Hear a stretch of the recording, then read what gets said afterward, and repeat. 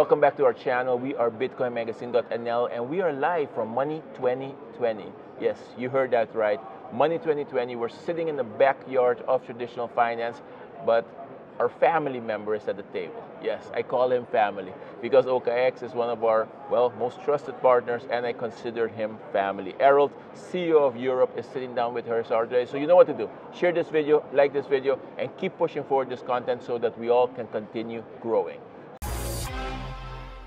So Erald, thank you very much again for being with us. This is our third, fourth, fifth, sixth something like interview. That. And every first time second time from Amsterdam, exactly. actually. Yeah, your first interview was in Amsterdam for your launch. Exactly. I remember that, you know. And every but now time, better conditions, so sunny now. Look at that. Every time we sit down, we get to bring forward new information from OKX. But like I said, we're sitting in the backyard of traditional finance, and I used this analogy this morning.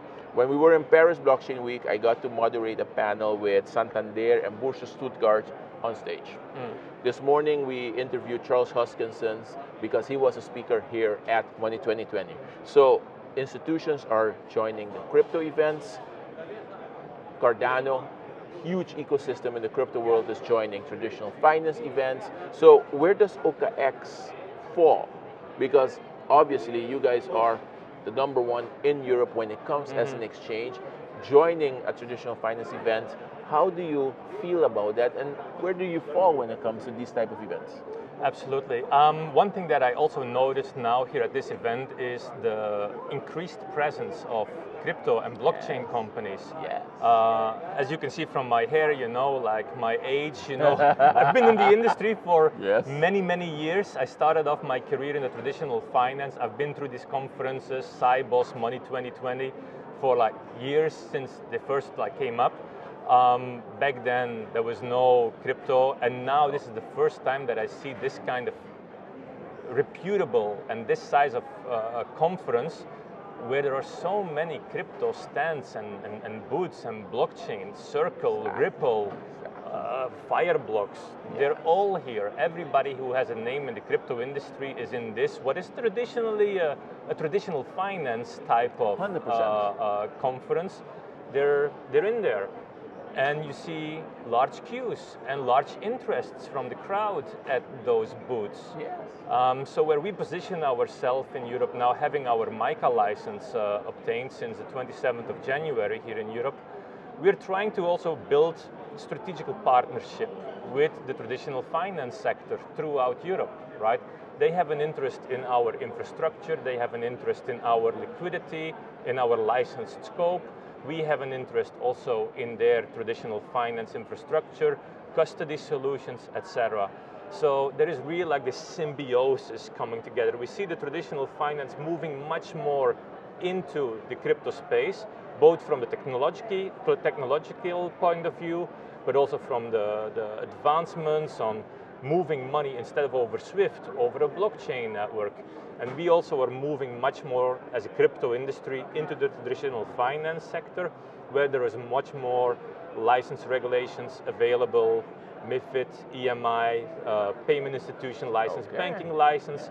That also opens a lot of regulated doors, interest accruing, money movements. So that's, I think over time, there will be much more convergence happening between traditional finance and crypto, ultimately probably moving into one new line of business. That's very good. Now, we sat down this morning with a payment solution, traditional finance payment solution, and he said, point blank, if you had approached me a few years ago to sit down with Bitcoin Magazine and do an interview, I would have said no.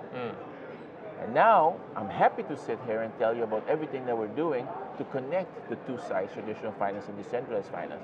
A statement like that, what does it mean for OKX? We've seen an evolution throughout the years, right? I also think that the whole regulation that the regulators throughout Europe, but also in other parts of the world, have really contributed in solidifying the industry, the technology around crypto. Back in the day, long time ago, when I first started in the whole crypto space, there were some bad apples, without naming any names, in the industry. I think the whole industry has gone through a transformational change, led by self-regulation, but also by regulation instilled by some of the countries throughout the world. And we see now a much more clearer path forward, right? Everything is a little bit more safer. There are the guardrails in place if you want to operate in different countries. So I do feel that there is not much more acceptance from traditional financial institutions. We've now also recently announced our partnership with Standard Chartered, who is here just around the corner. Fantastic collaboration that we have with them. So there is like really this embrace now between the traditional finance sector, some of the G-SIB banks, like Standard Chartered, who is now also partnering with us. We really welcome that. So I think there's a win-win for everybody. The end consumer, institutional, banks, us, regulators. It's finally coming together. Okay, and what do you foresee is the one thing? If you had the power to change this one thing right now to guarantee that the symbiosis, like you called it, becomes 100% secure, what would you change? That's a tricky one, because we're still early, right? Like, let's not, forget about the fact how soon we still are in this space. We've seen now recently under the new administration in the US that there is a more pro-crypto stance compared to the previous regime, where there was more unclarity, more court cases. Now we see court cases are being dropped. There is more clarity on the asset class. But I still think, like from the different leading economies in the world, they still have to align on the strategy going forward, right? Europe has now made a clear stance on MiCA. We see in other leading economies around the world, they also come up with a more clearer crypto regulatory framework, but still it's not 100% aligned, right? Yeah. Some countries, they have like the travel rule, the famous travel rule implemented, others not. Now can you imagine you're a client with an exchange in a country that enables the travel rule and another one that doesn't? How can you send money to an exchange in a country that is applying the travel rule and another one which is not applying the travel rule? So those are like, child diseases that we're now facing and that, we're trying to deal with, while some countries and some regions are very compliant, while others ones are kind of like lagging behind. So those are still some bridges that we need to overcome. That's a very good point. Now, you just mentioned that, hey, the US is embracing. Very good. But how does that change the way OKX does business? When the US, I'll give you an example, Bitcoin Las Vegas, JD Vance on stage as a speaker. That says a lot. That says a lot, that's powerful. And that's powerful, but does this change the way OKX plans for the next 6 months? We are now definitely more bullish on our approach in the US, right? We also recently launched our product there. We have a fantastic team on the ground there. So for us right now as OKX, we see now much more opportunity. In Europe we got our license, we have some other licenses obtained in different parts of the world. So we're globally scaling. Okay. Now, as you guys keep scaling, what innovation can we expect? That's a very good one. We continue to innovate, right? Yeah. Like we're a technology company at the core. Yes. We are right now working on also a new use case that will allow users to transfer through stable coins money to other users, existing users, new users. It's a product that we are calling OKX Pay. That will creative. Yes. Creative. Very good. Very good. Why being difficult when it's all in simple. 2 words, very simple, and it explains what it's about. So there we are working on a retail transfer, instant, cheap, very transparent, very effective product. In the first phase, that will be focused on a retail peer-to-peer segment, like as Satoshi with his Bitcoin, a peer-to-peer network wanted to have. Exactly. Initially, crypto and Bitcoin evolved much more into a store of value kind of product. We want to now go back to the initial Satoshi Nakamoto, white paper, the peer-to-peer payment method. So this is where we are now going to go strong on is our, new use case to do peer-to-peer payments in a very, very, very efficient one-click type of approach, where users can pay their friends as a first phase, but then also in the later phase you want to implement merchant payment and all kind of payment use cases that we're now building on top of this technology that we're building now. Okay, and when it comes to the Amsterdam, the Netherlands itself, do you see the growth going in a direction that you think, hey, this is going well, or do you feel as if, hey, Amsterdam is falling behind?